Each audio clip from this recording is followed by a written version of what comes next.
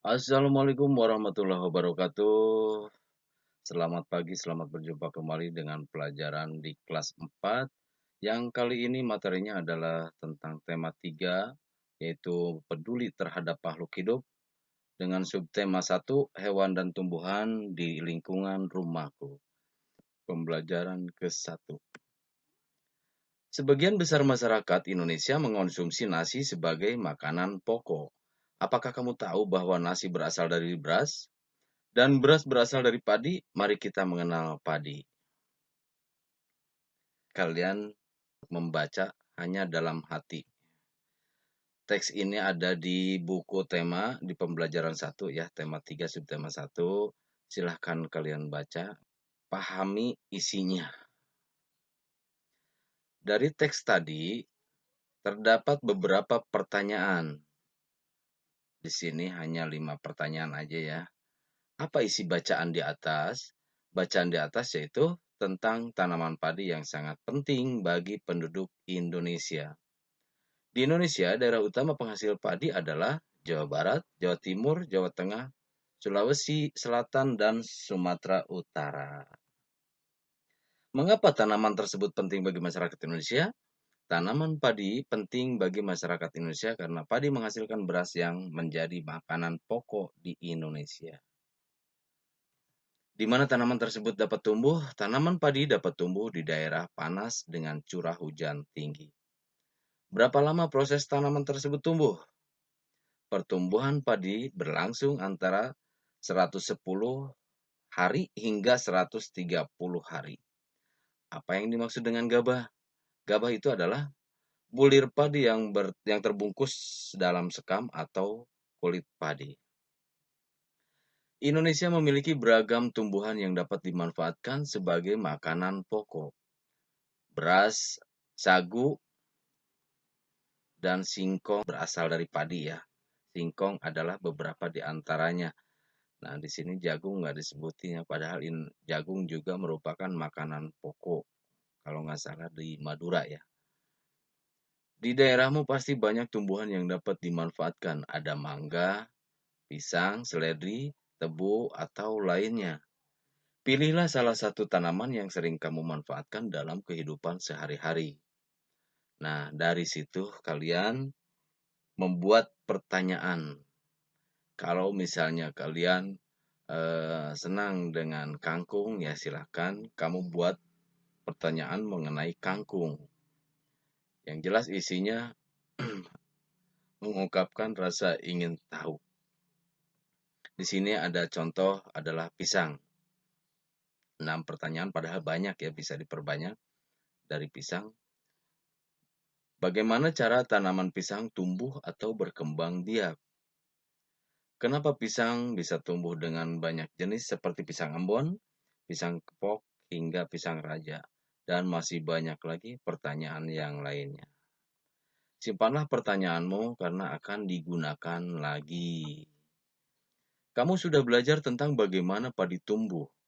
Isilah diagram berikut berdasarkan bacaan di atas.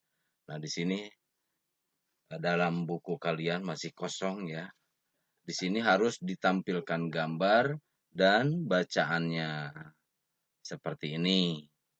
Bisa saja gambar yang dibahas itu adalah padi atau yang lainnya, pisang, seledri, seperti yang dalam bacaan tadi, atau suka-suka kalian. Misalkan kalian sukanya kangkung atau pepaya, ya silahkan aja ya. Ini sebagai contoh. Berikut adalah beberapa cara untuk mempertahankan padi tetap dapat dinikmati masyarakat Indonesia. 1. Dengan cara menjaga bibit agar dapat ditanam kembali. 2. Menjaga lahan pertanian, jangan sampai lahan digunakan untuk kebutuhan lainnya. Misalnya, dijadikan bangunan. Terus, yang selanjutnya adalah menjaga kebersihan lingkungan sekitar. Sampah akan menyebabkan banjir. Apabila terjadi banjir, maka tanaman padi tidak akan tumbuh. Saluran air juga harus dijaga agar air tetap mengalir. Lalu penggunaan beras yang tidak berlebihan. Artinya jangan dihambur-hamburkan ya. Karena jumlah penduduk yang meningkat akan meningkatkan kebutuhan yang besar terhadap padi. Penggunaan beras sesuai kebutuhan akan sangat membantu. Berdasarkan penjelasan ini, tulislah pertanyaan sebanyak-banyaknya. Cara melestarikan padi itu tadi ya. Selain itu, tulislah juga pertanyaan mengenai bagaimana menjaga keseimbangan agar tanaman tersebut tidak habis. Nah, di sini kalian amati ada 3 gambar. Yang pertama gambar di laut ya, para nelayan sedang mencari ikan. Yang kedua adalah perbukitan. Yang ketiga adalah persawahan. Jadi yang jelas, yang gambar yang pertama itu udah pasti pantai ya. Yang kedua adalah dataran tinggi, yang ketiga dataran rendah. Nah, dari sini kalian harus membuat pertanyaan juga, masih mengenai membuat pertanyaan. Ini contohnya ya. Apa alat yang digunakan nelayan saat menangkap ikan?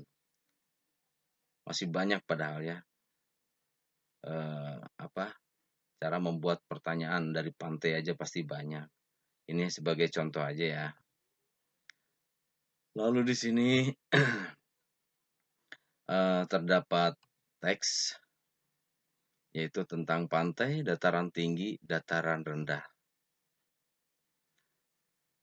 Ada ya di buku tema. Dari pantai, dataran tinggi, dan dataran rendah tadi, setelah kita amati, kita bisa mengetahui bagaimana sih lokasi pantai, bagaimana sih lokasi dataran tinggi atau dataran rendah, dan ciri-cirinya itu setelah kalian amati sampai mata pencaharian penduduk. Nah, di sini salah satu contoh adalah di pantai itu daerah yang berbatasan langsung dengan laut. Terus ciri-cirinya daerahnya landai dan sebagian kecil landai. Lalu sumber daya alamnya apa aja? Contohnya di sini ikan ya, padahal masih banyak.